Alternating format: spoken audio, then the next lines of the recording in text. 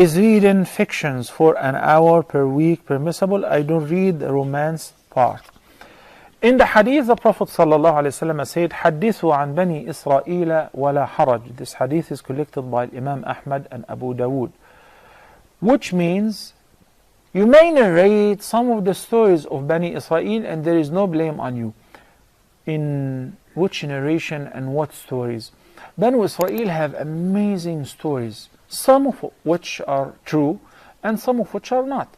So whichever suits our Sharia and complies with our Sharia, we take it. And whatever does not, then right away it will be deleted, it will be not even read, it will not be discussed. And there are some other stories concerning Bani Israel we don't have reference to it in the Quran or the Sunnah, and we don't have any mean to verify their authenticity. But they're entertaining, they're amazing, and they may give some beautiful lessons, and they don't contradict neither the Quran or the Sunnah. They don't impose ahkam. They are not about legislations. I'd like to give you the story, for instance, of the man who went to cut off a tree because he heard that some people went to seek the blessings from this tree. So he took his axe, and on the way he decided to uproot the tree, and Satan disguised to him as a human being and said, "What are you up to?" He said, "I'm going to uproot this tree because people worship it instead of Allah." He said, "No, you're not going to cut it off."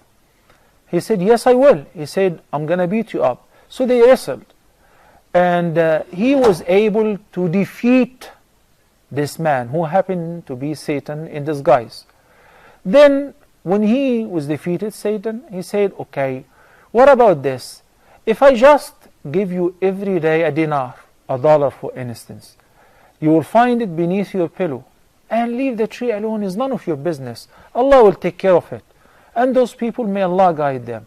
But leave the tree alone." So he made a deal with him. And he, instead of cutting off the tree, he decided not to because of the dinar that he will collect every day.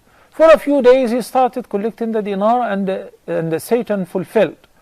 But he stopped. All of a sudden, he wouldn't deposit the dinar anymore. So the man who was expecting the dinar took the axe again, and he intended to cut off the tree. On the way, the same person appeared to him and said, "I'm not going to let you cut off the tree." He said, No, I have to. People do worship it instead of Allah." So while he was on his way, they wrestled, and this time Satan defeated him and overcome him. Why? He was asking him, "How come I was easily able to defeat you in the first time versus the second time you defeated me with ease?" He said, "The first time you're going out for Allah's sake, while in the second time you're going out for the dinar's sake." And there are many stories like that. It's okay.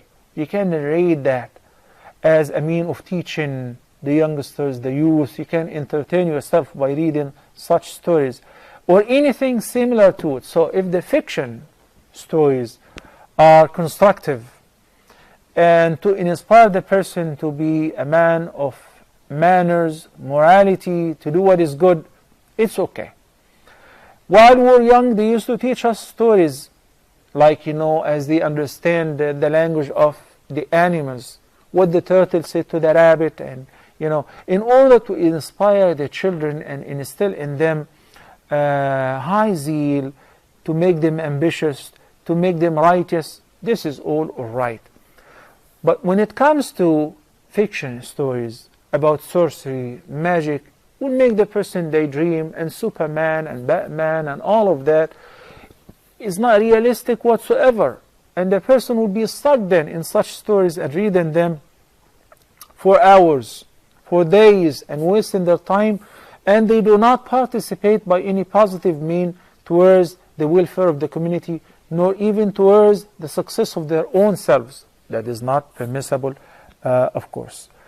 It is worth mentioning here that many of the scholars of the Hanafi school of thought are of the view that it is disliked to read any of those stories and discuss anything other than the famous or the sound ahadith. But in general, as I mentioned earlier, that is the more right. Wallahu ta'ala a'la wa a'lam.